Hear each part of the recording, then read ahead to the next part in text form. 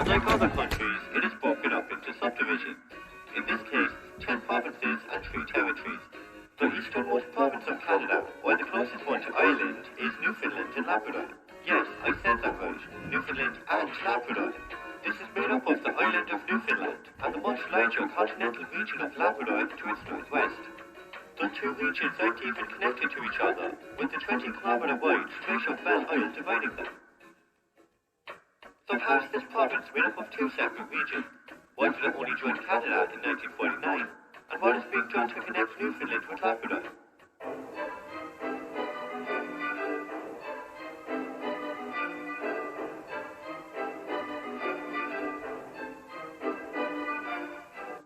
Newfoundland and Labrador is the sixth smallest province of Canada, at around 400,000 square kilometers in area. By population, it is the second smallest, with around 520,000 inhabitants, while less than County Cork or Luxembourg.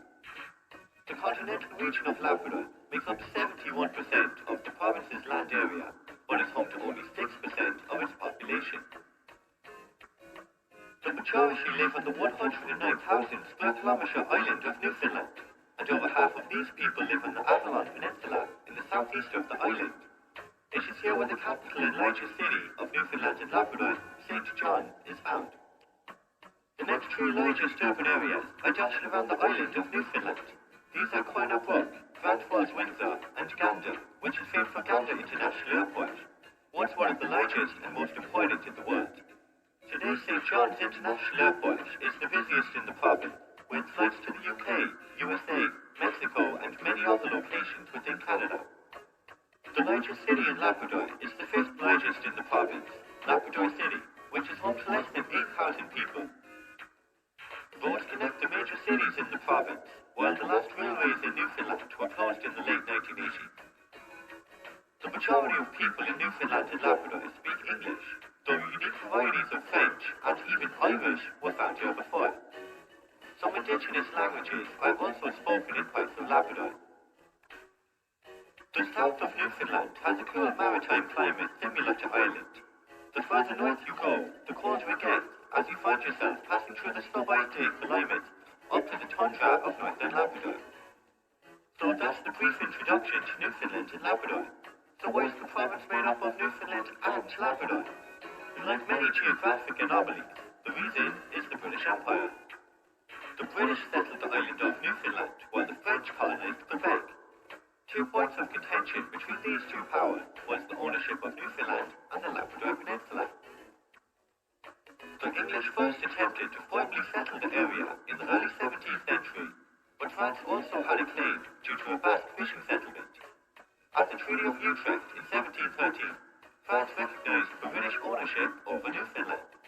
In 1763, and after the 7 Years' War, New France was given to Britain, while St. Pierre and Miquelon was kept by France.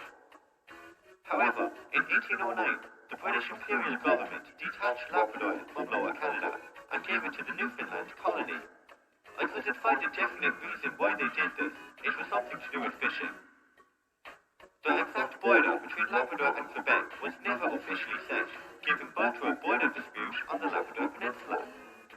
Canada argued that Newfoundland only owned the coastal area, while Newfoundland claimed up to its coastal watershed.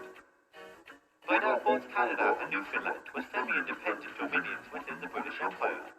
The matter was taken to London, where the border was decided, following the coastal watershed and the 52nd parallel law.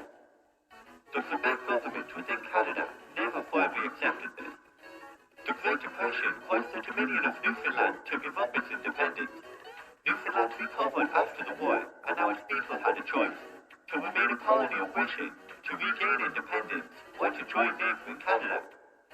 Both Canada and Britain favoured the latter option, and in 1948, after 2 referendums, the population of Newfoundland voted to join Canada. Some of the reasons for this choice included having economic stability and the social benefits of living in Canada. In the second referendum, 52.3% voted for confederation with Canada, so at midnight on March 31st, 1949, Newfoundland officially joined Canada. It became the country's 10th province and is the newest to this day. Finally, the name of Newfoundland was changed to Newfoundland and Labrador in 2001. Newfoundland is not connected by any fixed link to Labrador or the rest of Canada, though there have been many ideas to connect the largest landmass outside of the Arctic Islands to the mainland across the Strait of Belle Isle. It's very unlikely that we'll see it anytime soon. Thank you so much for watching this video. If you've any ideas for future videos, put them in the comment section below. Subscribe for more on Ireland, Europe and the world.